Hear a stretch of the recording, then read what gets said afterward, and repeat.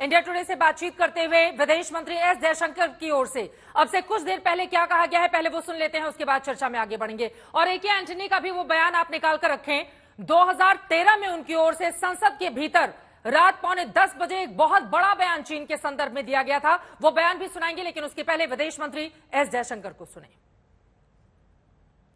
Today, you have a deployment of the Indian Army on the China border that we've never had.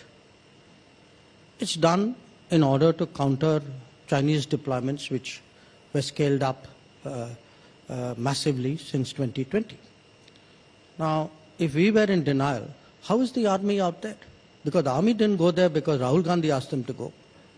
I mean, the army went there because the Prime Minister of India ordered them to go. So, look, at the end of it all, I understand today, politics is politics, okay? People will say things. They may not be credible. They may sometimes contradict their own positions, their own behavior. All that could happen. But the fact is, what is finally the proof of the pudding? The proof of the pudding is that the Indian Army today is deployed to counter any attempt to unilaterally change the LAC.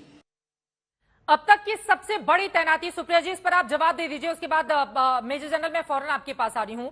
विदेश मंत्री की ओर से India today से बातचीत में कहा गया है कि मौजूदा हालात को देखते हुए अब तक की सबसे बड़ी तैनाती हमारी सेना की वहां पर की गई है पिछले कुछ सालों में अगर हम देखें, और वहां पर अकेले अपने तरीके से भौगोलिक परिस्थितियों को चेंज कर दे तो आज की स्थिति में चीन इतना सक्षम नहीं है। हिंदुस्तान की सेना फौज पूरी तरह से वहां पर मुस्तैद है।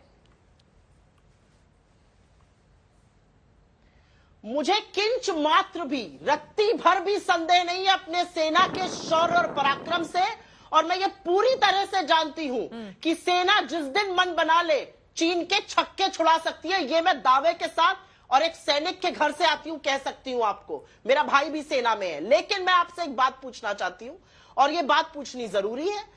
जहां तक हमारी सेना पेट्रोलिंग पॉइंट तक गश्त करती थी, उस पर बफर जोन क्यों बनाने दिया गया? उस पर क्यों सरकार के दबाव से बफर जोन बनाने दी गई? जहां पर हमारे 20 जवानों की शहादत हुई, उस जगह भी आज चीन घुसपैठ करके 2000 स्क्वायर किलोमीटर के उसमें बैठा हुआ है।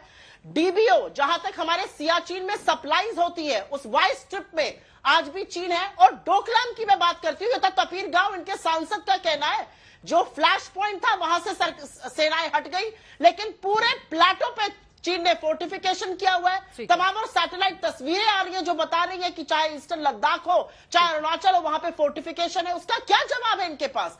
हमारी सेना के हाथ बांधने का काम मोदी सरकार कर रही है, और यह सर्वथा गलत है। और गलत इसलिए है क्योंकि आपके बढ़ते हुए व्यापार से चीन की सेना के पास पैसा और फंड ज्यादा व्यापार बंद कर देना चाहिए।